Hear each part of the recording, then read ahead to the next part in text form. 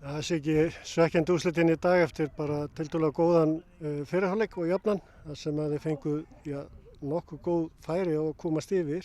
Hvernig metur þetta svona í heildina? Já, bara blóðugt þegar maður fær svona mörg færi að nýta það ekki betur og við fengum 3-4 alveg færi þar sem maður var búinn að sjá boltan bara inni en því miður þá tókst okkur ekki skorið fyrir hálfleiknum en við skoruðum í seinni og komumst 1-0 yfir og það er jákvætt en síðan gefum við leikinn frá okkur bara með lélegum varnarleik og hreins ekki bolt almennilega frá í teiknum og vinn ekki skallaboltan og öll mörkin voru eins þannig að fyrirgjöf frá vinstri sem við erum í basli að koma frá.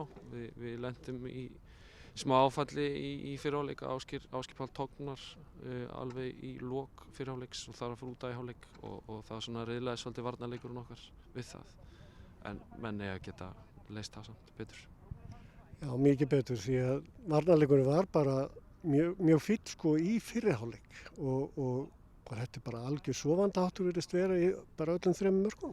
Já, ég sammála því við áttum að gera miklu betur og við munum fara yfir þetta og reyna að greina hvað við getum gert betur í hverju marki fyrir sig en mér fannst þetta var að báðum endum vallarins. Við vorum að fá dauðafæri sem við nýttum ekki og þá oft er manni refsað en maður hélt svona að þetta væri aðeins komið þegar við vorum konir 1-0 yfir en Eyjamennir þeir bættu bara í og við svona gáum aðeins eftir fannst mér þá. En hvað svona með næstu leiki, hvernig leggst mótið svona í þig almennt? Það leggst bara vel í mig, það öll liðin að vinna hvort annað og það getur allt gerst í þessu móti og það er spennandi og skemmtilegt að fylgjast með því og við erum ennþá að finna okkar lið þannig og getum vel verið í breyti liðinu eitthvað næst, bara líka til að sjá nýja menn í byrjunarliði og þeir sem kom inn á í dag, þeir stóðu sem margir fínt þannig að við náðum svolítið að sækja á Eyjamennina eftir að ég gerði skiptingarnar en því miður þá voru það mörkin sem telja og við skorum ekki nóg í dag. Marley Blair kom með leikheimild og hann kom inn á bara nokkuð ferskur? Já, hann fekk hana held ég 1-2 góð færi og hann hefur verið góður á æfingum og hann er flinkur og getur tekið menn á og það verður gaman að sjá hvað hann gerir á þessu móti. Og það er ekki bara hann, það eru fleiri sem þurfa síðan að stíga upp í liðinu sem maður ætlast meira til af. Það voru margir sem voru svona áttu off dag í dag sem maður ætlast til meira af. Ertu með næga breidd í hópnum til þess að svona vera rótera og...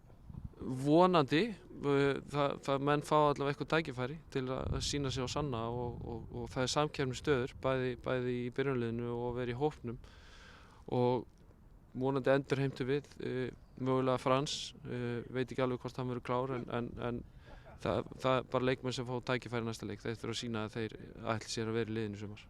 En Magnús, hvernig staðan á honum? Það er aðeins lengri í hann tóknaði og ég held að sé þá 1-2 vikur í hann.